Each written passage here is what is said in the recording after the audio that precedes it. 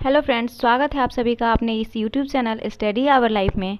तो आज इस वीडियो में हम करेंगे बीएसएससी का प्रीवियस ईयर प्रैक्टिस सेट। और ये प्रीवियस ईयर जो होगा द्वितीय स्नातक स्तरीय के पीटी एग्जाम में जो प्रश्न पूछा गया था 23/2/2015 को, उसी पीटी एग्ज़ाम का आज हम प्रश्न पत्र को देखेंगे। टोटल 150 प्रश्न होगा और मॉडल सेट पीछे 5 साल का जो एग्ज़ाम अभी तक हो चुका है, पीछे 5 साल तक, उस सभी का अगर आप प्रीवियस ईयर बनाएंगे तो काफ़ी हेल्पफुल होगा आपकी तैयारी में। तो आज हम देखने वाले हैं बीएसएससी सीजीएल का 23/2/2015 में जो एग्ज़ाम में प्रश्न पूछा गया था उसे देखेंगे। साथ में हम मैथ और रीजनिंग को भी देखेंगे और जितना हमें एक्सप्लेनेशन देने की हो सके तो कोशिश करेंगे, और जो बच जाएगा उसे मैं अपने पीडीएफ में मेंशन कर दूंगी उस एक्सप्लेनेशन को, तो आप लोग वहां से भी इसे देख सकते हैं और इस प्रैक्टिस सेट को लगा सकते हैं। तो चलिए फ्रेंड, आज हम शुरू करते हैं। तो सबसे पहले आपका समान अध्ययन का होगा और 150 प्रश्न होंगे 600 नंबर के। ठीक है, निगेटिव मार्किंग आपका 1 नंबर काटा जाएगा, ये आप लोगों को पता है, तो इसके लिए आप लोग इसे ध्यान से बनाइएगा। तो चलिए देखते हैं। पहला क्वेश्चन है, गैब्रियल गार्सिया मार्केज की मृत्यु 17/4/2014 को हुई। वो जो थे कहाँ के और क्या थे?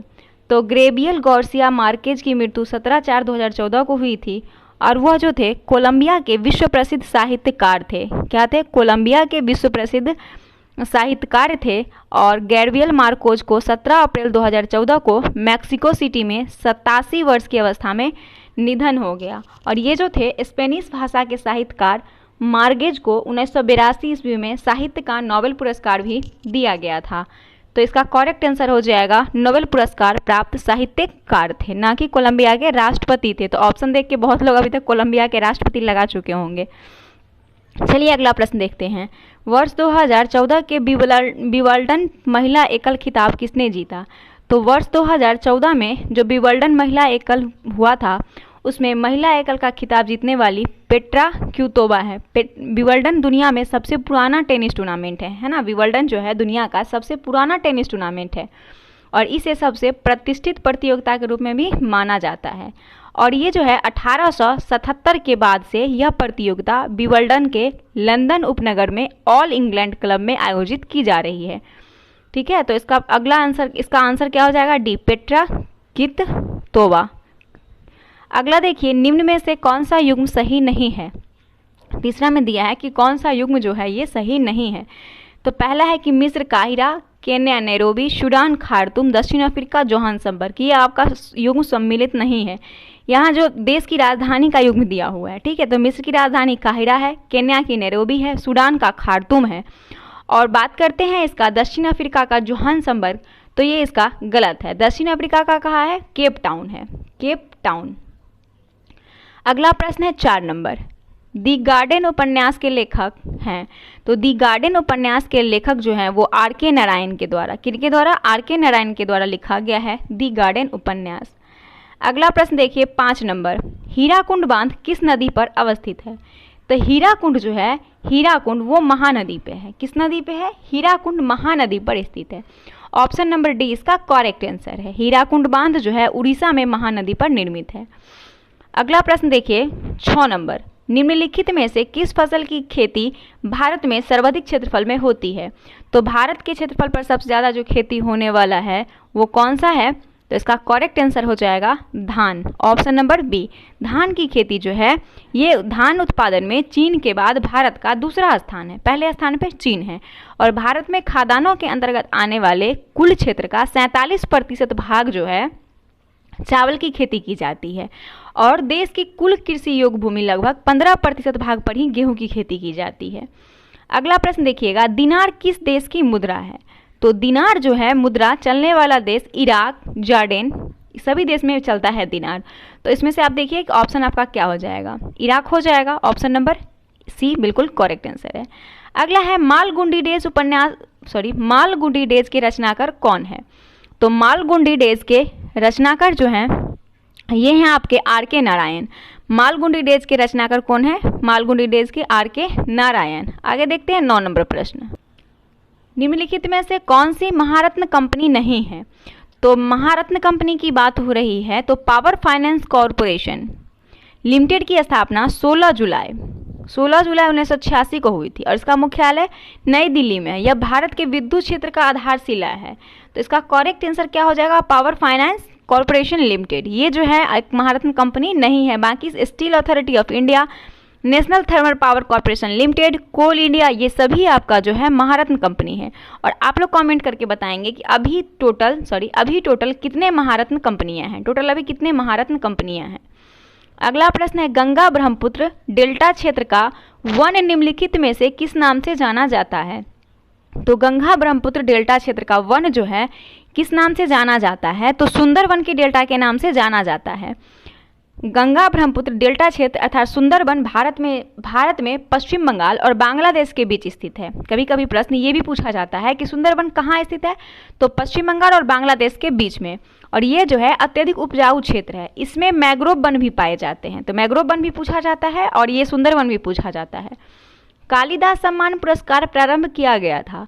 तो कालिदास सम्मान पुरस्कार जो है ये मध्य प्रदेश सरकार के द्वारा दिया जाने वाला प्रतिष्ठित कला सम्मान की पुरस्कार है। कला में दिया जाता है। इसका स्थापना कब हुआ था? कालिदास सम्मान का 1980 ईस्वी में की गई थी। और मध्य प्रदेश सरकार के सृजनात्मक कलाओं में उत्कृष्टता और श्रेष्ठ उपलब्धि को प्रोत्साहित करने के लिए यह सम्मान जो है दिया जाता है। तो ऑप्शन नंबर सी इसका करेक्ट आंसर है। अगला है, भारत में अंतर्राष्ट्रीय फिल्म समारोह 20 से लेकर 30 नवंबर 2014 के बीच कहाँ आयोजित किया गया था? तो ये पुराना करंट है। आप लोग इस तरीके का जो भी करंट होगा उसे नया में पढ़ लीजिएगा। भारत में अंतर्राष्ट्रीय फिल्म समारोह 20 से 30 नवंबर 2014 में कहाँ आयोजित किया गया था? तो इसका करेक्ट आंसर जो हो जाएगा ऑप्शन नंबर डी हो जाएगा, गोवा में। भारत में अंतर्राष्ट्रीय फिल्म समारोह 20 से 30 नवंबर 2014 गोवा में हुआ था। अगला प्रश्न है कि पंचतंत्र के रचनाकार कौन है? तो काफ़ी इजी प्रश्न है ये। पंचतंत्र के रचनाकार विष्णु शर्मा है।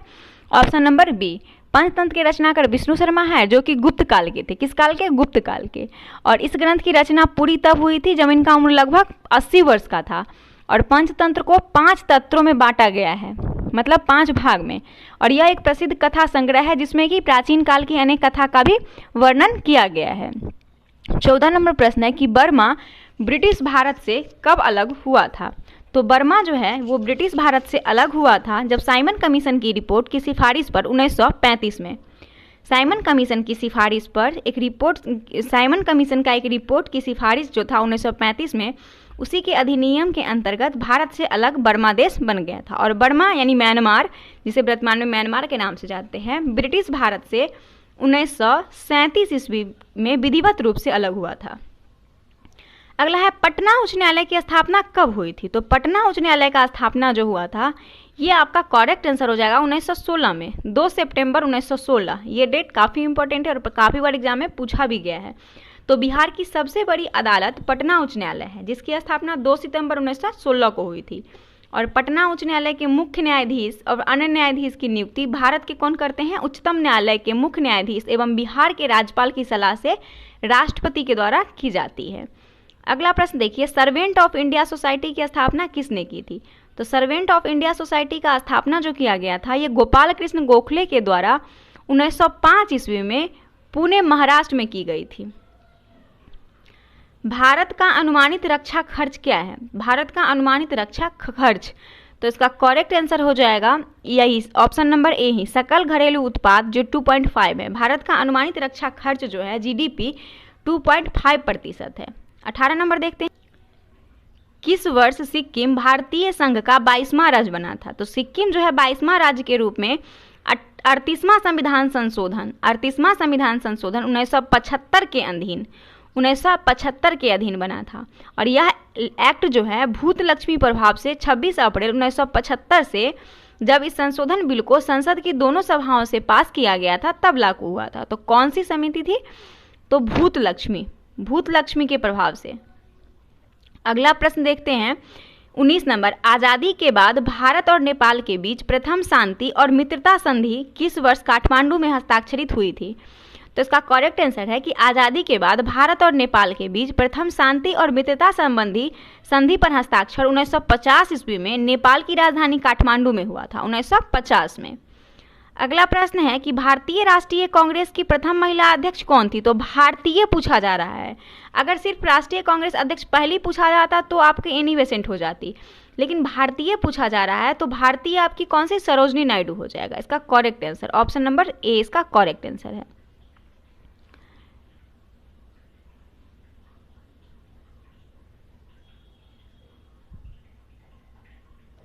अगला प्रश्न देखते हैं भारत में जंगली गधे, घोड़े, खुर निम्नलिखित में कहाँ पाए जाते हैं? तो भारत में जंगली गधे जो है ये पाए जाते हैं, कहाँ पाए जाते हैं? इक्वस हेमियोनस में। इक्वस हेमियोनस ये कहाँ है? तो सॉरी मिस्टेक से हो गया, एक्चुअली ये नाम है, इसका साइंटिफिक नेम है, ठीक है। इक्विन जंगली गधे का साइंटिफिक नेम क्या है? तो इसका साइंटिफिक नेम है इक्वस, याद रखिएगा, इक्वस हेमियोनस, हेमियोनस है ना, ये इसका साइंटिफिक नेम है जंगली गधे का। और इसे वैज्ञानिक नाम ये दिया गया है, लेकिन भारत में यह गुजरात के कच्छ रण में पाया जाता है। कहाँ पे? गुजरात के रण में, कच्छ के रण में, और ये कहाँ है? गुजरात में है। अगला प्रश्न देखिएगा कि निम्नलिखित में से कौन बायोस्फीयर रिजर्व या सुरक्षित जीवमंडल नहीं है? तो इसका करेक्ट आंसर हो जाएगा ऑप्शन नंबर डी, काजीरंगा। निम्नलिखित में से कौन बायोस्फीयर रिजर्व या सुरक्षित जीवमंडल नहीं है? तो काजीरंगा जो है ये सुरक्षित जीवमंडल नहीं है। अगला प्रश्न देखिए, ज्वालामुखी रिंग ऑफ फायर या घेरा किस महासागर से संबंधित है? तो रिंग ऑफ फायर यानी अग्नि का वलय जिसको कहते हैं, या फिर आग का गोला भी कहा जा सकता है, ये प्रशांत महासागर के द्रोणी में स्थित वह क्षेत्र है जहां बड़ी संख्या में भूकंप और ज्वालामुखी विस्फोट होता है। और इस द्रोणी क्षेत्र में उपस्थित ज्वालामुखी की संख्या लगभग जो है 452 है, और विश्व में 75% से अधिक सक्रिय और प्रसुप्त ज्वालामुखी इसी क्षेत्र में पाया जाता है। और इस क्षेत्र को परिप्रशांत महासागरीय पेटी भी कहते हैं, यानी कि संकर्म पैसिफिक बेल्ट भी कहा जाता है। तो इसका करेक्ट आंसर क्या हो जाएगा? ऑप्शन नंबर ए, प्रशांत महासागर में। रिंग ऑफ फायर कहाँ है? प्रशांत महासागर में। सबसे अधिक प्याज उत्पादन करने वाला राज्य कौन सा है? तो सबसे अधिक प्याज उत्पादन करने वाला जो राज्य है ये ऑप्शन नंबर आपका हो जाएगा, सबसे प्याज उत्पादन करने वाला राज्य कौन सा है? तो ये हो जाएगा महाराष्ट्र। महाराष्ट्र जो है सबसे ज़्यादा प्याज का उत्पादन करता है। 25 नंबर है कि बिहार पंचायती राज अधिनियम 2006 ईस्वी में 2 ग्राम सभा की बैठक के बीच अधिकतम कितनी अवधि निर्धारित की गई थी? तो आपको याद होगा कि बिहार के पंचायती राज अधिनियम 2006 के अनुसार 2 ग्राम सभा की बैठक के बीच अधिकतम 3 महीने का जो होता है वो निर्धारित की गई है अवधि, 3 महीने का। ऑप्शन नंबर सी इसका करेक्ट आंसर है। 26 नंबर प्रश्न है कि कॉलम एक्स और वाई का मिलान कीजिए, इसे मिलान करना है। यहाँ पे देखिए दिया हुआ है, ये तो आपका नदी का नाम दिया हुआ है, इसके उद्गम स्तंभ का नाम दिया हुआ है, इसे मिलान करना है। तो चलिए इसे तो कृष्णा नदी का उद्गम स्थल कहाँ है? कृष्णा का महाबलेश्वर है। गोदावरी नदी का नासिक हो जाएगा। ब्रह्मपुत्र का अमरकंटक हो जाएगा। ब्रह्मपुत्र का कहाँ हो जाएगा? ब्रह्मपुत्र नदी का आपका हो जाएगा सांगपो, और नर्मदा का अमरकंटक हो जाएगा, ठीक है। कृष्णा नदी का महाबलेश्वर, गोदावरी का नासिक, ब्रह्मपुत्र का सांगपो और नर्मदा का अमरकंटक। तो ऑप्शन नंबर ए बिल्कुल करेक्ट आंसर है। अगला देखते हैं, अपील की सुनवाई में ग्राम कचहरी में न्यूनतम पंचों की गणपूर्ति निम्नता क्या होनी चाहिए? तो इस प्रश्न का जो आंसर हो जाएगा वो हो जाएगा ऑप्शन नंबर 27 नंबर प्रश्न का आंसर क्या हो जाएगा? Option number B 7। अपील की सुनवाई में ग्राम कचहरी में न्यूनतम पंचों की गणपूर्ति निम्नता 7 होनी चाहिए। अगला प्रश्न देखिए 8 नंबर, ग्राम सभा एक या अधिक संख्या में निगरानी समिति का गठन कर सकती है। इस समिति का गठन किनसे किया जा सकता है? तो इसका करेक्ट आंसर हो जाएगा कि बिहार पंचायत अधिनियम 2006 के अनुसार अगर देखा जाए तो ग्राम सभा एक या उससे अधिक निगरानी समितियों का निर्माण कर सकती है, लेकिन उन्हीं व्यक्तियों की निगरानी समिति का सदस्य बनाया जाएगा जो ग्राम पंचायत का सदस्य नहीं है। तो ग्राम पंचायत के कार्य, योजनाओं और गांव से संबंधित अन्य गतिविधियों की रिपोर्ट सभा में प्रस्तुत की जा सकती है। इसलिए जो उसका करेक्ट आंसर हो जाएगा वो ऑप्शन नंबर डी हो जाएगा, यानी कि एक ऐसे व्यक्ति जो ग्राम पंचायत के सदस्य न हो। अगला देखिए क्वेश्चन नंबर 29 कह रहा है कि ग्राम पंचायत चुने हुए सदस्य उपमुखिया का चुनाव करते हैं। उपमुखिया के निर्वाचन के संदर्भ में निम्नलिखित में से कौन सा कथन सही नहीं है? तो किसी ग्राम पंचायत का मुखिया स्वयं हस्ताक्षरित आवेदन देकर अपने पद से परित्याग कर सकता है। ये तो हम पढ़े थे पीछे। तो इसका आंसर क्या हो जाएगा कि ग्राम पंचायत के चुने हुए सदस्य का उप मुखिया का चुनाव करता है और उप मुखिया के निर्वाचन के संदर्भ में निम्नलिखित में से कौन सा वक्तव्य सही नहीं है उप मुखिया के बारे में। तो इसका करेक्ट आंसर जो आपका हो जाएगा वो देखते हैं करेक्ट आंसर क्या हो जाएगा। उप मुखिया के निर्वाचन में मुखिया जो है वो मतदाता नहीं होगा, ये कथन आपका बिल्कुल सही नहीं है। अगला प्रश्न देखिए 30 नंबर कह रहा है कि मुखिया हस्ताक्षरित आवेदन देकर अपने पद से परित्याग कर सकता है। बिहार पंचायती राज अधिनियम 2006 के अंतर्गत उसे अपना आवेदन किसे प्रेषित करना होगा। तो मुखिया जो है स्वहस्ताक्षरित आवेदन देकर पद को त्याग सकता है और बिहार पंचायती राज अधिनियम 2006 के अंतर्गत उसे अपने आवेदन जो है ये देना होगा किसे, तो ये अपना आवेदन दे सकता है जिला पंचायती राज पदाधिकारी को। ऑप्शन नंबर डी इसका करेक्ट आंसर हो जाएगा। 31 नंबर प्रश्न है कि भारतीय संविधान का कौन सा प्रावधान दल बदल निरोध से संबंध रखता है। तो दल बदल निरोध से जो संबंध रखता है ये आपका हो जाएगा 10वीं अनुसूची, दल बदल 2 से 10वीं और 2 से दल बदल। तो ऑप्शन नंबर डी इसका करेक्ट आंसर है। 32 नंबर प्रश्न देखिए कि भारतीय संविधान की धारा 198 में धन विधेयक पारित करने की विधि प्रावधानित है। यदि विधान परिषद धन विधेयक को रोक लेता है, उसे वापस करने से मना कर देता है, तो कितने दिनों बाद उस विधेयक को दोनों सदन में पारित माना जाएगा। तो इसका करेक्ट आंसर हो जाएगा कि 14 दिन के बाद उसे पारित माना जाएगा। अगला प्रश्न देखिए 33 नंबर। भारतीय संविधान का आर्टिकल 51 के ए नागरिकों के मौलिक कर्तव्यों से संबंधित है। तो किस संविधान संशोधन से इसे लाया गया था। तो इस प्रश्न का आंसर आपका हो जाएगा ऑप्शन नंबर बी 42वां संविधान संशोधन। भारतीय संविधान का आर्टिकल 51 ए में नागरिक के मौलिक कर्तव्य से संबंधित है। तो ये जो 42वां संविधान संशोधन में इसे लाया गया था। तो इसका करेक्ट आंसर क्या हो जाएगा, ऑप्शन नंबर बी हो जाएगा। अगला प्रश्न देखते हैं 34 नंबर की 74वें संविधान संशोधन। 74वें संविधान संशोधन का संबंध निम्नलिखित में से किस संस्था से है। तो 74वें संविधान संशोधन जो है ये शहरी स्थानीय निकायों के स्वशासन को प्रभावशील बनाने के लिए यह संविधान है, ठीक है। और 74वां संविधान संशोधन अधिनियम 1992 जो है ये संसद द्वारा अधिनियमित किया गया है और इस संशोधन द्वारा संविधान की 12वीं अनुसूची जोड़ी गई है जिसमें कि नगर पालिकाओं को 18 विषय की सूची निर्दिष्ट है। तो इसमें नगर पालिका इसका करेक्ट आंसर हो जाएगा और नगर इसमें कितना 18 विषय जो है वो निर्दिष्ट है। हाल ही में आंध्र प्रदेश से अलग कर एक नए राज्य तेलंगाना का गठन हुआ। इससे भारतीय संविधान की किस सूची में परिवर्तन होगा।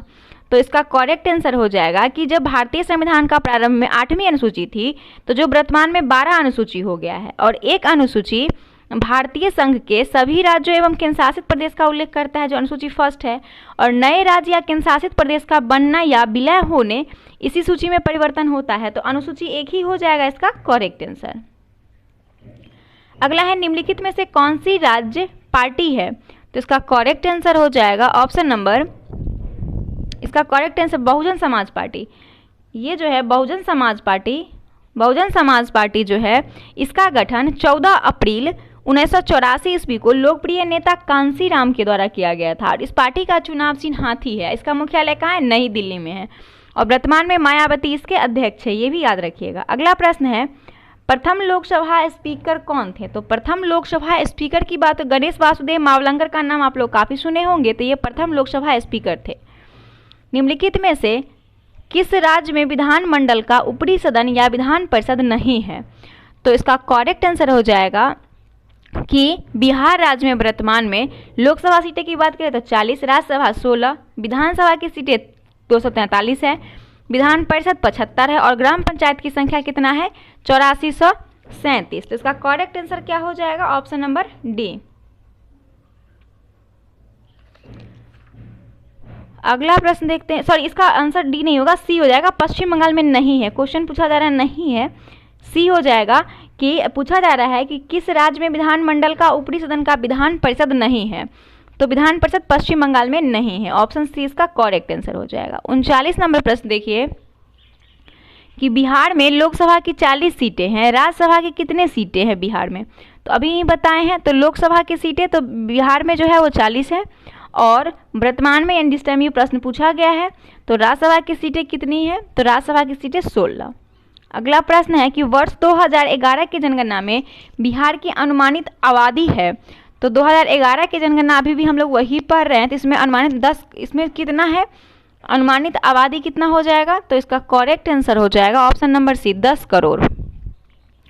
सामान्यतः विधानमंडल के ऊपरी सदन के सदस्यों की कुल संख्या निचले सदन की कुल संख्या का जो होता है कितना होता है, तो इसका करेक्ट आंसर हो जाएगा 1/3 होनी चाहिए। अगला है बिहार राज्य में अभी कुल कितने जिले हैं, तो बिहार राज्य में अभी कुल कितने जिले हैं, तो इसका करेक्ट आंसर हो जाएगा ऑप्शन नंबर सी, 38 जिले हैं। बिहार राज्य में टोटल अभी 38 जिले हैं। मैकमोहन रेखा भारत और चीन की सीमा तय करती है, डुरंड रेखा किन दो देशों की सीमा तय करती है, तो मैकमोहन तो भारत और चीन के बीच है, और डुरंड रेखा पूछा जा रहा है तो डुरंड रेखा जो है ये पाकिस्तान और अफगानिस्तान के बीच है। अगला प्रश्न है कि फीफा विश्व कप 2014 का आयोजन किस देश में हुआ था। फीफा 2014 का जो आयोजन है अभी फिलहाल कतर में हुआ था, तो पता है आप लोगों को, लेकिन ये 2014 का बात किया जा रहा है, तो 2014 में कहाँ हुआ था, तो इसका करेक्ट आंसर हो जाएगा ऑप्शन नंबर डी, ब्राजील में हुआ था 2014 का फीफा विश्व कप। ब्लड कैंसर को आमतौर पर इस नाम से जाना जाता है, तो ब्लड कैंसर जो होता है उसे दूसरा नाम किस नाम से जाना जाता है, तो उसे ल्यूकेमिया के नाम से जाना जाता है। मंगलयान 5 नवंबर 2013 को श्रीहरिकोटा से प्रक्षेपित किया गया था, और श्रीहरिकोटा किस राज्य में अवस्थित है, तो श्रीहरिकोटा से ही मंगलयान को प्रक्षेपित किया गया था 5 नवंबर 2013 को। तो क्वेश्चन है कि श्रीहरिकोटा है कहाँ पे, तो श्रीहरिकोटा जो है ना ये आपके आंध्र प्रदेश में है, ऑप्शन नंबर डी इसका करेक्ट आंसर।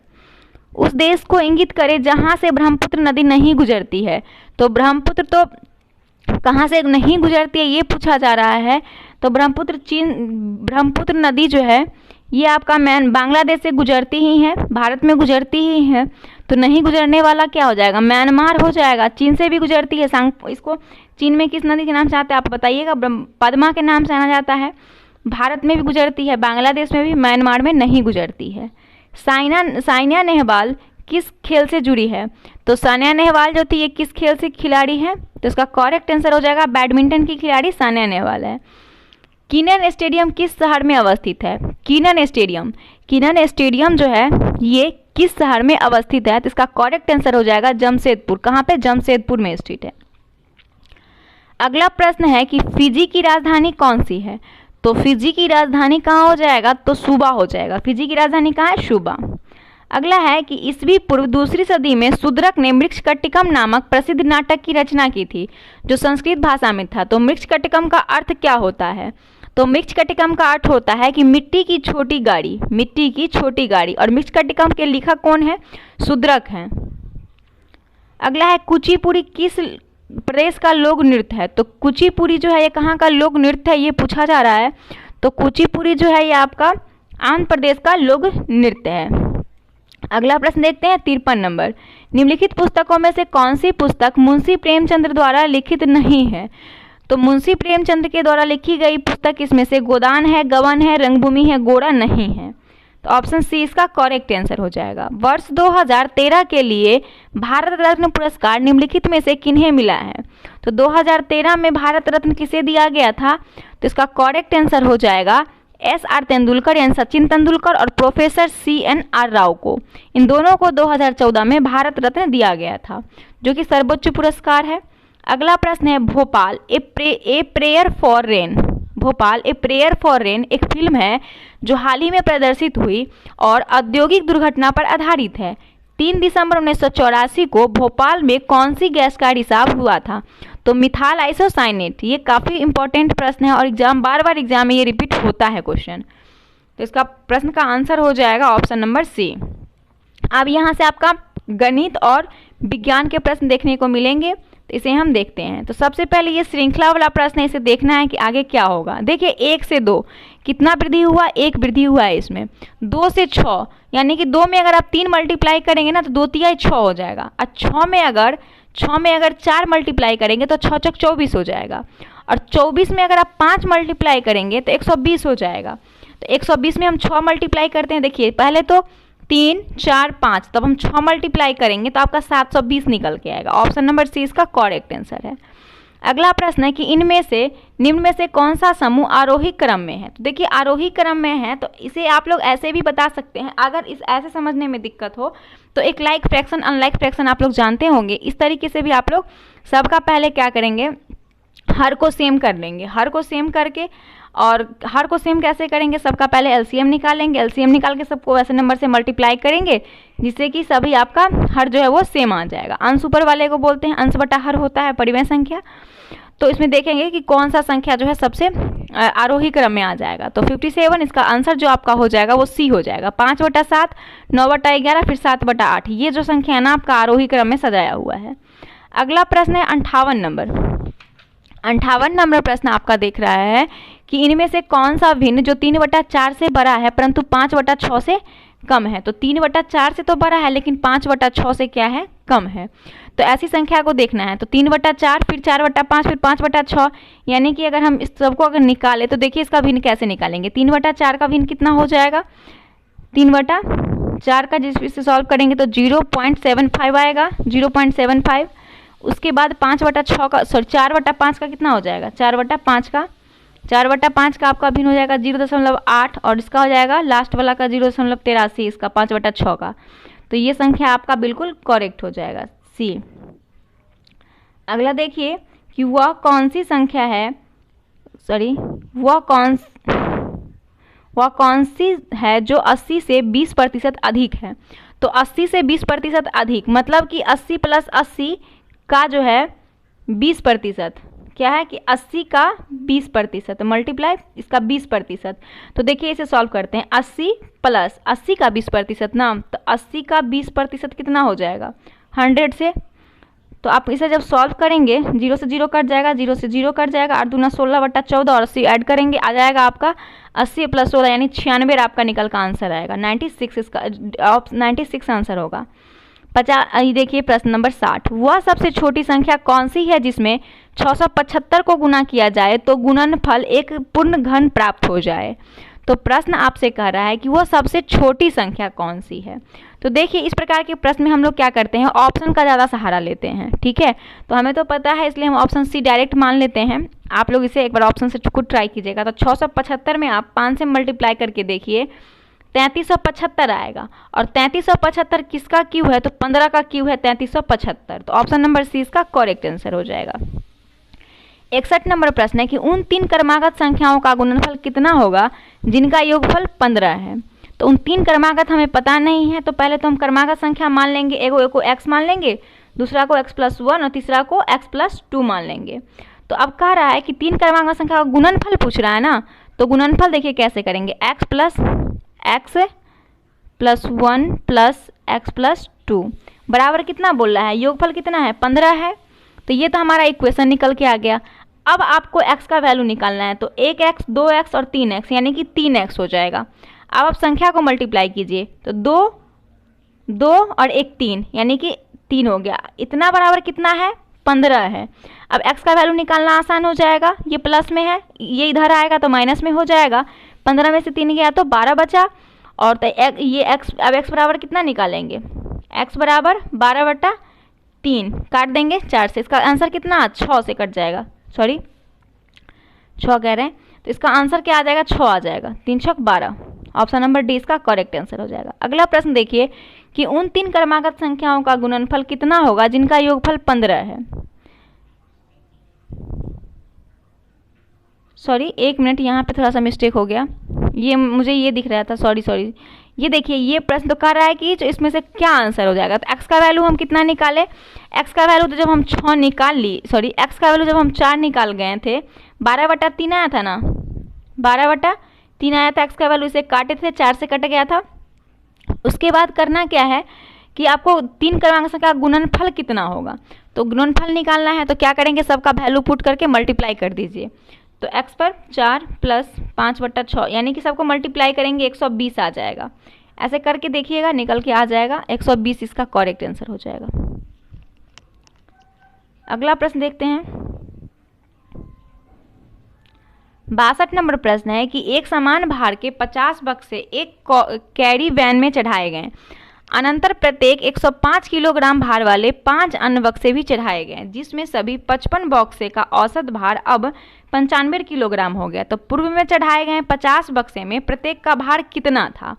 तो देखिए, जब नहीं पता होता है कोई चीज़ तो हम क्या करते हैं, तो मान लीजिए कि पूर्व में चढ़ाए गए प्रत्येक बक्से का भार क्या है, x किलोग्राम मान लिए।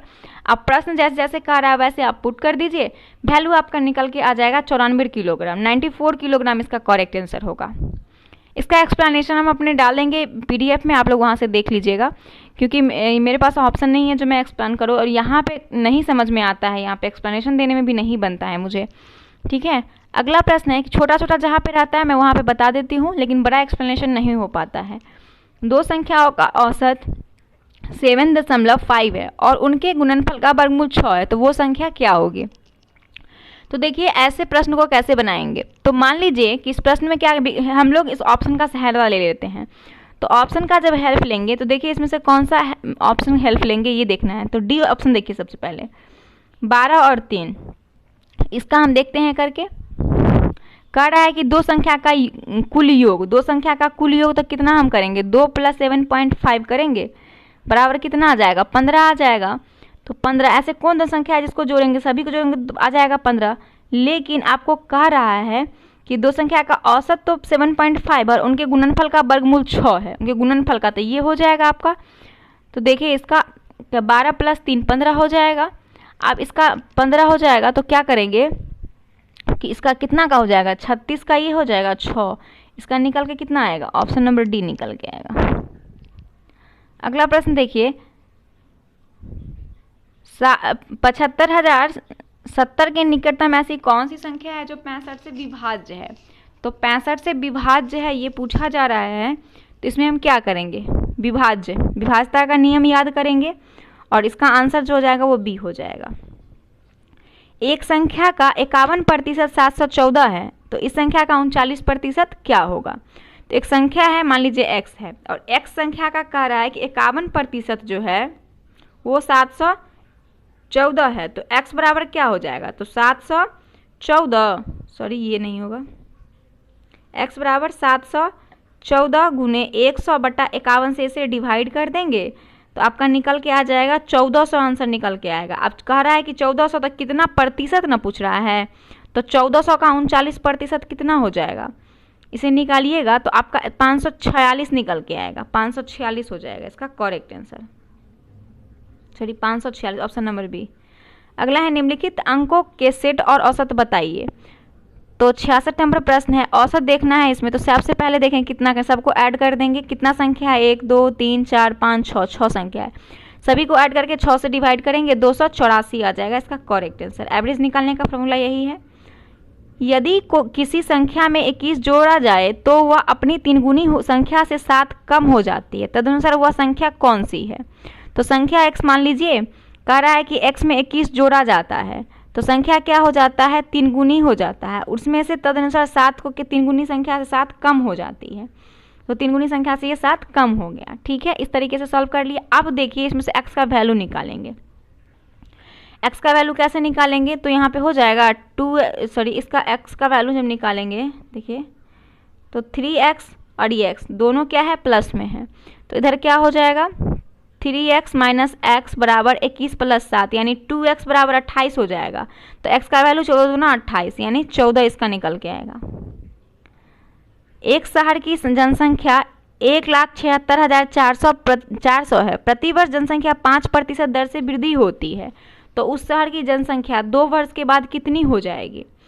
तो देखिए कह रहा है एक वर्ष के बाद जनसंख्या कितना हो जाएगा, 1,76,400, 1,76,400 कह रहा है कि जनसंख्या में 5% की वृद्धि होती है। तो देखिए इसे इतना ऐड करते हैं, अब इतना में 5% की वृद्धि करते हैं, तो 5% 100 से करते हैं, यानी कि इसे जब प्रतिशत को सॉल्व करेंगे तो आपका निकल के आएगा 8820, यानी कि 1,76,400 में जिसका परसेंटेज निकाल के 8820 हुआ, इसको ऐड करेंगे तो ये तो आपका 1 वर्ष का जनसंख्या निकल के आ जाएगा। तो 1 वर्ष का निकल के आया हमारे पास 1852 18,52,20 1,85,220 निकल के आया एक वर्ष का। अब 2 वर्ष का क्या करेंगे, सेम कंडीशन लागू करेंगे और जो आएगा दोनों को ऐड कर देंगे, यानी कि आपका 1,94,481 इसका करेक्ट आंसर हो जाएगा 481। यदि एक टंकक यानी टाइपिंग वाली मशीन की बात कर रहा है, एक पन्ना टाइप करने में 4 मिनट लगते हैं, तो दोपहर 1 PM से 2 PM के बीच 1080 पृष्ठ टाइप करने में कितने टंकक की ज़रूरत होगी। तो इसका जो आंसर आएगा आपका 72 निकल के आएगा। वह सबसे छोटी संख्या कौन सी है जिसे यदि 35, 45 और 55 से विभाजित किया जाए तो शेषफल क्रमशः 18, 28, 38 प्राप्त हो जाए। तो इसका जो करेक्ट आंसर हो जाएगा, क्या करेंगे कि भाजक एवं संगत शेषफल का अंतर समान है। जब समान है तो इस दोनों के बीच का डिफरेंस निकाल लेंगे, डिफरेंस निकाल के फिर एलसीएम निकालेंगे और जो आएगा डिफरेंसेस और एलसीएम दोनों को क्या करेंगे, आपस में माइनस कर देंगे।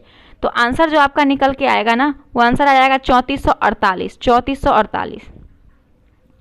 अब देखिए 71 नंबर दिया है कि कुल 280 नारंगी 50 लड़के एवं लड़कियों को दिए जाते हैं। इसमें प्रत्येक लड़के को 5 एवं प्रत्येक लड़की को 7 नारंगी मिलते हैं। तो कुल कितनी लड़कियां हैं।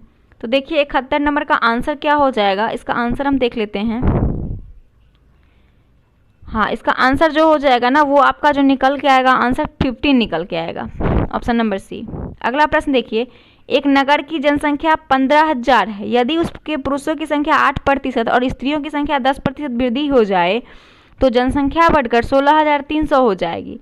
तदनुसार उस नगर में स्त्रियों की संख्या ज्ञात कीजिए। तो इसका जो करेक्ट आंसर हो जाएगा वो क्या हो जाएगा, इसका करेक्ट आंसर हो जाएगा ऑप्शन नंबर 5,000 निकल के आएगा। एक वर्ष में 5,000 रुपया बढ़ाकर 5700 रुपया हो जाते हैं। तदनुसार 5 वर्ष बाद उसी साधारण ब्याज की दर से 7,000 रुपया बढ़कर कितना हो जाएगा। तो 5,000 रुपया बढ़कर 5700 हो गया और ब्याज सेम लिया जा रहा है, तो 5 वर्ष बाद इतना रुपया का कितना हो जाएगा। तो इसका करेक्ट आंसर हो जाएगा ऑप्शन नंबर 11,900। अगला देखिए, 2 अर्धगोलाकार बर्तनों की धारिता 6.4 लीटर और 21.6 लीटर है। तदनुसार उनकी आंतरिक त्रिज्या का अनुपात कितना होगा। तो आंतरिक त्रिज्या का अनुपात पूछा जा रहा है, तो इसका करेक्ट आंसर क्या हो जाए। अर्धगोला का आयतन क्या होता है, 2/3 πr³ होता है। तो प्रश्न जब इसे सॉल्व करेंगे, हमारे पास वैल्यू दिया हुआ है, पुट करके इसे निकालिएगा तो 2:3 आ जाएगा।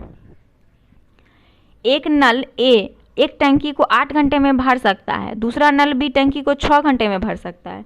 अगर दोनों नल ए बी खोल दिया जाए तो 2 घंटे बाद नल ए बंद कर दिया जाए, तो दूसरे नल बी उस टंकी को अब कितने घंटे में भर सकेगा। तो इसका भी सब माइनस करना होगा। इस तरीके के प्रश्न में आप लोगों को पता है। तो इसका आंसर आ जाएगा निकल के 2.1/2। 2.1/2 इसका ऑप्शन निकल के आएगा, ऑप्शन नंबर डी।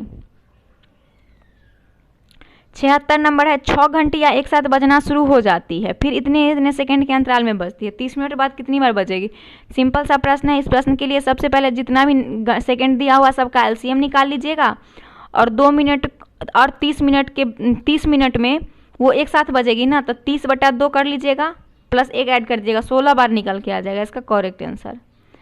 एक व्यापारी अपनी चीज़ों का विक्रय मूल्य 10% बढ़ाकर बिक्री मूल्य जो है 10% बढ़ाकर निर्धारित करता है और उसी बिक्री मूल्य पर 10% छूट भी दे देता है, तो उसकी बिक्री के लाभ या हानि प्रतिशत क्या होगा। तो बढ़ाता मान लीजिए कि विक्रय मूल्य वस्तु का विक्रय मूल्य बराबर 100 रुपया हो गया, 10% बढ़ाने के बाद अंकित मूल्य में विक्रय मूल्य कितना हो जाएगा, 110 हो जाएगा। फिर 10% छूट दे दिया विक्रय मूल्य में, तो 110 माइनस 110 गुने 10% ना, 10%। इसे सॉल्व कीजिएगा 99% निकल के आएगा। तो कितना पे 100 पर ना, तो 100 माइनस 99, तो कितना का हानि हो जाएगा, 1% का हानि देखा जाएगा। अगला प्रश्न देखिए, अगला प्रश्न क्या हो रहा है कि एक पिता की उम्र जो है वो माँ की उम्र से 7 वर्ष अधिक है और माँ इस समय अपनी पुत्री की उम्र की 3 गुनी है। तो इस समय पुत्री की उम्र 10 वर्ष है, तदनुसार पुत्री के जन्म के समय पिता की उम्र कितनी थी। प्रश्न बहुत आसान है। इस प्रश्न को बनाना तो पहले पुत्र का उम्र 10 वर्ष और उसकी माँ का उम्र 3 गुना बता रहा है ना, तो 3 गुने 10 कर लीजिएगा, यानी 30 वर्ष निकल के आए, 30 वर्ष। तो इसका जब दोनों को 30 और 10 37 हो जाएगा इसका पिता की उम्र में। जब पिता की उम्र कितना हो जाएगा 30 जोड़ 7 ना, तो 37 वर्ष पिता की उम्र हो जाएगा। सभी का अंतर 27 वर्ष निकल के आ जाएगा इसका करेक्ट आंसर। पिता की पुत्री के जन्म के समय पूछा जाएगा ना, तो 27 वर्ष हो जाएगा। एक व्यापारी का अंकित मूल्य पर 10% छूट देता है और 17% लाभ कमाने हेतु वो वस्तुओं पर क्या करता है कि क्रय मूल्य में कितना अधिक अंकित करेगा। तो इस तरीके के प्रश्न का क्या हो जाएगा, इसका आंसर आपका जो निकल के आएगा वो 30% निकल के आएगा। 80 नंबर देखिए, एक काम को 4 दिन में पूरा करता है और बी उसी काम को 6 दिन में पूरा करता है। ए जो है काम को 4 दिन में और बी 6 दिन में, यदि दोनों मिलकर काम को पूरा करने में कितने दिन लगेंगे, तो 1/4 प्लस 1/6 दोनों को ऐड कर दीजिएगा, निकल के इसका आ जाएगा आंसर ए और बी का 2.2/5 हो जाएगा, 2.2/5। अगला प्रश्न है 81 नंबर, इसका आंसर देख लीजिए। 81 नंबर प्रश्न का आंसर क्या हो जाएगा हम बता दे रहे हैं। 81 नंबर प्रश्न का आंसर आपका निकल के आएगा 10 किलोग्राम निकल के आएगा। एक व्यापारी ने एक कलम 20% की हानि पर बेची। यदि कलम 12 रुपया अधिक में बेचा होता तो उसे 10% का लाभ होता, तो उस कलम का क्रय मूल्य रुपया में क्या होगा, तो इसका करेक्ट आंसर 30 रुपया हो जाएगा। 5 वर्ष पहले 4 लड़कों का औसत आयु 9 वर्ष थी। उसमें एक नए लड़के के शामिल हो जाने के कारण उन 5 की वर्तमान आयु में 15% की वृद्धि हो गई। तदनुसार नए लड़के की वर्तमान आयु, तो इसका करेक्ट आंसर 19 वर्ष हो जाएगा। देखिए अब ये प्रश्न भी हम पिछले सेट में भी बनाए थे कि सोम मंगल और बुध का औसत तापमान इतना है, मंगल बुध गुरुवार का इतना दिया हुआ है, तो सोमवार का इतना है, तो गुरुवार को आपको निकालना है। तो इस 3 दिन का पहले आप औसत निकालिएगा, फिर 3 दिन का औसत निकालिएगा, फिर इसका देखिएगा और फिर सभी को क्या कीजिएगा, जो निकल के आएगा उसमें क्या करना है, लास्ट में माइनस कर देना है। गुरुवार का तापमान में क्या करना है, गुरुवार का तापमान निकालने के लिए माइनस कर देना है किसके तापमान को, तो जो मंगल और बुध का आया था उससे माइनस कर देंगे, तो निकल के आपका 41 डिग्री सेल्सियस आ जाएगा। अगला प्रश्न देखिए कि एक मोटर कार मुंबई से पुणे के लिए 20 किलोमीटर प्रति घंटा की चाल से जाता है और वहां से वो 30 किलोमीटर घंटा की चाल से वापस भी आ जाती है, तो पूरी यात्रा में कार की औसत चाल क्या रही होगी, तो इसका करेक्ट आंसर हो जाएगा 24 किलोमीटर। निम्नलिखित में से, अब यहाँ से साइंस स्टार्ट हो गया है, तो निम्नलिखित में से कौन सी विटामिन ए का सर्वोत्तम स्रोत है, तो विटामिन ए का सर्वोत्तम स्रोत कौन कौन सा हो जाता है, तो दिया हुआ है गाजर, नींबू, बैंगन, चावल, तो गाजर हो जाएगा विटामिन ए का सर्वोत्तम स्रोत। इसका करेक्ट आंसर आपका हो गया विटामिन ए का गाजर, ऑप्शन नंबर ए। अगला देखते हैं 87 नंबर, जब बैरोमीटर का पारा अचानक गिर जाए तो किस बात का घोतक होता है, तो जब बैरोमीटर का पारा अचानक गिरने लगता है तो उस टाइम क्या होता है, उस चीज़ के मौसम में क्या होती है, आंधी और झंझावत की संभावना होती है। अगला देखते हैं,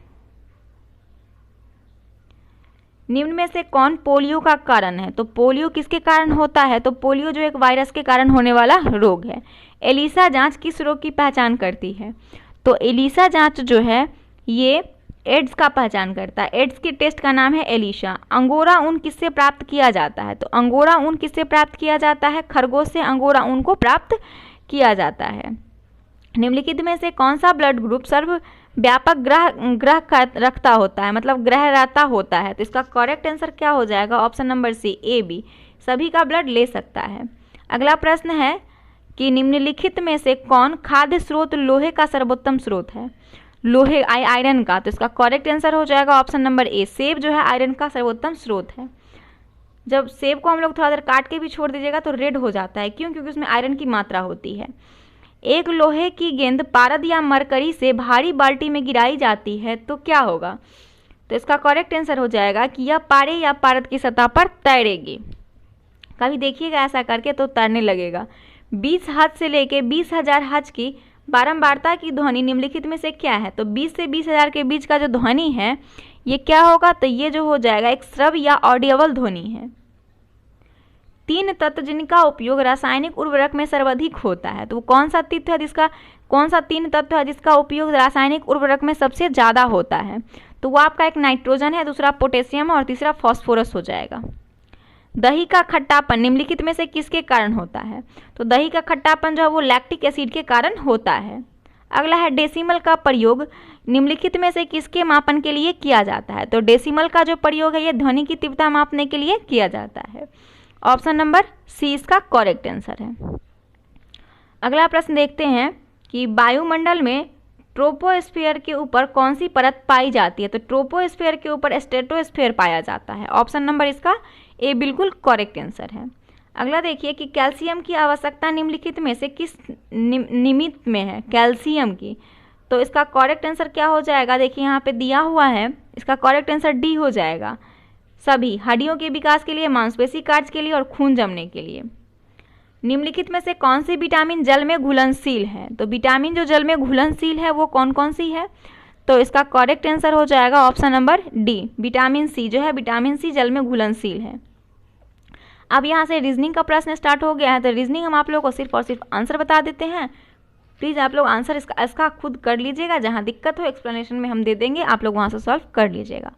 101 में देखिए इस श्रृंखला में दिया हुआ है, इसका आंसर क्या हो जाएगा। 101 का आंसर बी हो जाएगा।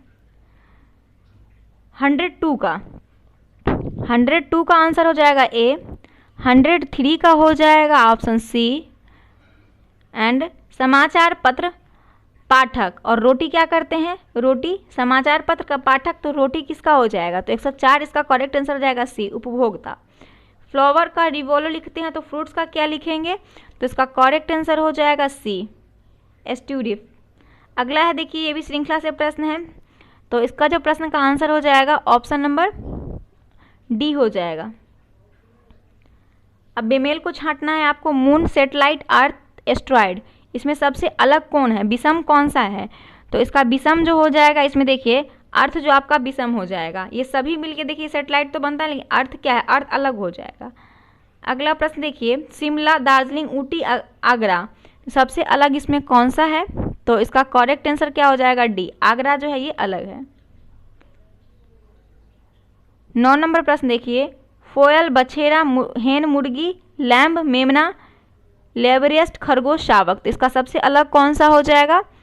ऑप्शन नंबर 109 का जो आंसर हो जाएगा ना, वो हो जाएगा बी, हैन, मुर्गी। आप पूछिएगा ये सबसे अलग कैसे है, तो क्या है कि सभी जो है पशु है, लेकिन मुर्गी क्या है, मुर्गी एक पक्षी है। उसी तरीके से हम इसमें बता दें कि शिमला, दार्जिलिंग, ऊटी, ये जो सभी किस तरीके से अलग है। तो आगरा के अलावा आप सभी क्या है, शहर हिल स्टेशन है, और आगरा एक क्या है, अलग हो जाएगा। उसी तरह से अर्थ का भी वही हो गया, अर्थ एक ग्रह है, जबकि अन्य क्या सब उपग्रह में आ जाता है। तो इस तरीके से ये सभी आपके लिए विषम था। 10 नंबर का देखिए, कह रहा है 240, 272, 304 और 210। ऑप्शन डी देखिए सबसे अलग है। ऑप्शन डी इसलिए अलग है कि ऑप्शन डी को छोड़ के जो सभी विकल्प है आपका 4 और 8 से क्या हो जाएगा, कि विभाज्य हो जाएगा। अगला प्रश्न देखिए 111 नंबर, डिस्ट्रेस, सैरो, फैंटास्टी, डिसघोस्ट, तो इसका करेक्ट आंसर क्या हो जाएगा, सबसे अलग क्या हो जाएगा। देखिए इसमें ए जो है ना आपका, एक मिनट, ये प्रश्न आपका छूट गया। 111 नंबर, पहले तो इसे करते हैं। MTF, SLE, RKD, UN, सबसे अलग इसमें अल्फ़ाबेट में देखिएगा करके सबसे अलग हो जाएगा। देखिएगा तो ये जो है ना B, C और D, इसमें सब में क्या है कि पहले -7 है, लेकिन इसमें क्या है, पहले +7 हो जाएगा। M से T, या बाकी सभी में उल्टा जा रहा है, इसलिए आपका ये अलग हो जाएगा ए। 112 में आ जाइए। देखिए फैंटेसी का मतलब होता है कल्पना, इसके अलावा सभी जो है समानार्थी ही शब्द दिया हुआ है, तो फैंटेसी इसका सही हो जाएगा। अगला देखते हैं 113 नंबर देखिए दिया हुआ है कि कूट का प्रयोग करना है, इसका आंसर आपको छांटना है। तो इसका हम सिर्फ आंसर करते हैं, 113 का सी आंसर हो जाएगा, 113 का सी हो जाएगा। 114 का भी आपको कूट ही इसका दिया हुआ है, इसको बनाना है। 114 का क्या हो जाएगा, तो सी हो जाएगा। अब 115 से 118 जो सेम प्रश्न है, ANBOCPDQ, तो इसका करेक्ट आंसर क्या हो जाएगा, 115 का सी हो जाएगा। 116 का हो जाएगा ऑप्शन नंबर बी, 117 का बी हो जाएगा, और 118 का जो हो जाएगा वो भी बी हो जाएगा। 119 नंबर प्रश्न का आंसर हो जाएगा सी, देख लीजिए एक बार, सी इसका आंसर हो जाएगा सी। 120 का आंसर हो जाएगा ऑप्शन नंबर सी, और 121 का ये क्या करना है, शब्दकोश के क्रम में आपको व्यवस्थित करना है। डिक्शनरी में जैसे हम लोग वर्ड को खोजते हैं जिस सीरीज में, उसी क्रम में आपको इसको व्यवस्थित करना है। तो इसका जो हो जाएगा बी हो जाएगा। 122 का देखिए कि यदि क्यू का अर्थ योग करना है, जे का अर्थ गुना, तो इस तरीके का प्रश्न आप सॉल्व करेंगे। सबका वैल्यू पुट करेंगे अल्फ़ाबेट में और इसे सॉल्व कर लीजिएगा, तो आ जाएगा इसका आंसर बी, 28 निकल के आएगा। 127 नंबर देखिए, 127 नंबर आपसे कह रहा है कि इसका आंसर क्या होगा। 127 का आंसर बी हो जाएगा, डाइस। 124 नंबर प्रश्न, 124 नंबर प्रश्न में देखना है, इसे मिला, इसमें देखते हैं। कह रहा है कि क्यू, जो आपसे जिस तरीके का कंडीशन आपसे पूछा जा रहा है उस तरीके में आप देखना है कि कितना बार वर्ड आ रहा है। तो इसका करेक्ट आंसर सी हो जाएगा। गत काल से अगले दिन से पहले 3, ये तो भी प्रश्न बहुत इजी है, थोड़ा सा दिमाग लगाइएगा, बन जाएगा प्रश्न, बी हो जाएगा शुक्रवार आंसर। ये आपका डायरेक्शन से प्रश्न है 26 नंबर, और ये भी आसान है, पश्चिम इसका आंसर होगा। एक कोड दिया हुआ है, इस कोड को समझ के आपको बनाना है कि इज़ ऑलवेज चेयरफुल। तो सब वर्ड को पहले लिख लीजिएगा, सेम सेम वाले वर्ड को छांट के काट लीजिएगा और इसका जो आएगा वो से आप निकाल लीजिएगा। तो इसका 127 हो जाएगा, सी, पी आई हो जाएगा। 128 नंबर, इसमें आपको फिल इन द ब्लैंक्स करना है। तो 128 का जो आंसर हो जाएगा वो सी हो जाएगा। 129 डाइस से प्रश्न है और इसका आंसर जो हो जाएगा सी हो जाएगा, पीला। 130 का आंसर हो जाएगा, 130 का डी हो जाएगा, 28।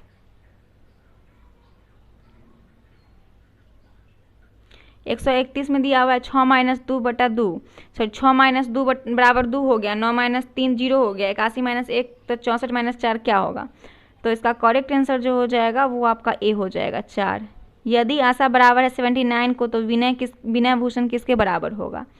तो इसका करेक्ट आंसर जो हो जाएगा 132 का डी हो जाएगा, 180। 133 नंबर प्रश्न जो है इसका आंसर हो जाएगा 133 का बी। 134 का हो जाएगा बी। 135 का हो जाएगा ए और 136 का क्या हो जाएगा, डी हो जाएगा। 137 का देखिए, ये डायग्राम में आपको तीनों भारतीय गायक और नेता दिया हुआ है। तो पूछ रहा है कि परंतु गायक न हो, मतलब नेता तो हो लेकिन गायक न हो, ऐसा कौन सा है। तो इसमें देखिए इसका आंसर क्या हो जाएगा 137 का, तो हो जाएगा ए, 2। अब यहाँ पे त्रिभुज काउंट करना है आपको 138 में। तो 138 में टोटल त्रिभुज देखिएगा तो 19 या अधिक आ जाएगा। अब 139 नंबर प्रश्न है, इसे देखते हैं। 139 नंबर प्रश्न क्या कह रहा है। 139 में आपको करना है कि इसका वैल्यू दिया हुआ है, देखना है कि कैसे ये सब सेम होगा, और इसका आंसर 80 आ गया। अगला प्रश्न देखिए कि वक्तव्य 60% सरकारी कर्मचारी हड़ताल पर चले गए। श्री गोपाल एक सरकारी कर्मचारी थे, निष्कर्ष। आपका स्टेटमेंट से प्रश्न आ गया और इसका आंसर हम बता देते हैं। 140 का आंसर हो जाएगा डी। 141 का आंसर क्या हो जाएगा, ए, निष्कर्ष ए लागू होता है। एंड 142 का क्या हो जाएगा, ए हो जाएगा। 143 का आपका डी हो जाएगा।